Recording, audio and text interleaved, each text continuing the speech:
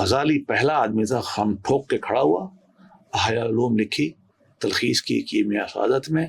اس نے ایک صوفیانہ منہج کے تحت پورے اسلام کی سماج کی تعبیر کر کے آپ کے ہاتھ میں پکڑا دی اور آپ نے لے لیے.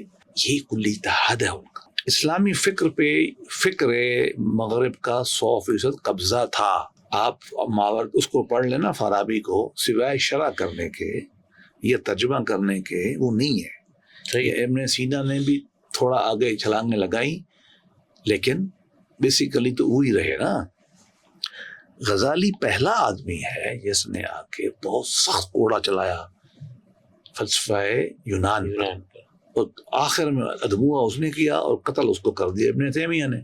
تو لہذا وہ آپ ان کو صرف یہاں تک نہیں کہہ سکتے کہ وہ شری تھے. فلسفہ کلام دیکھیں نا، کلام کی بنیاد تو فلسفہ ہی ہوتی ہے نا. انہوں نے اس کو اپنے حساب سے فارغ کیا. اصول فقہ بھی انہوں نے بنائے، ایک کتاب ڈالی. آپ نہیں کہہ سکتے مستصفیٰ، جی آپ صرف یہ نہیں کہ میں جان بوجھ کے اصطلاحات ورڈ استعمال نہیں کرتا. نہیں آپ ضرور کہیں، میں نہیں کرتا چونکہ میں کہتا ہوں عوام سن رہے ہیں، علماء تو کم ہی سنتے ہوں گے آپ کی بات کو. تو دیکھیے انہوں نے نا سب سے بڑا کارنامہ ہے کہ دین کو اچھا دوسرا کام کیا، دین کی انہوں نے فقیہانہ تعبیر کی بجائے اخلاقی تعبیر کی. ذرائع علم کو بدلا انہوں نے.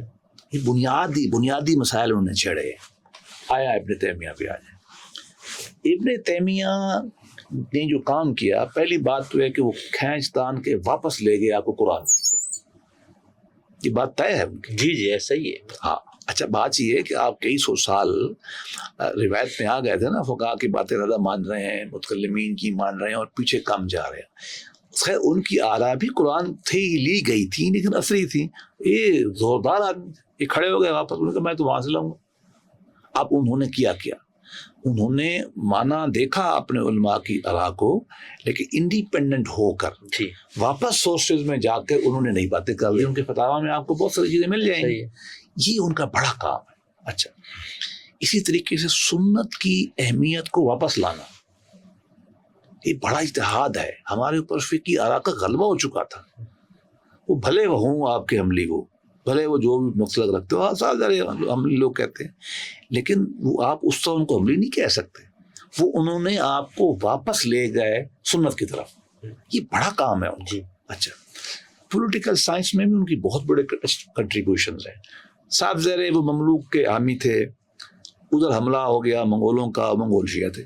جو حملہ کرنے والے تھے نا ان کے زمانے میں شیعہ تھے.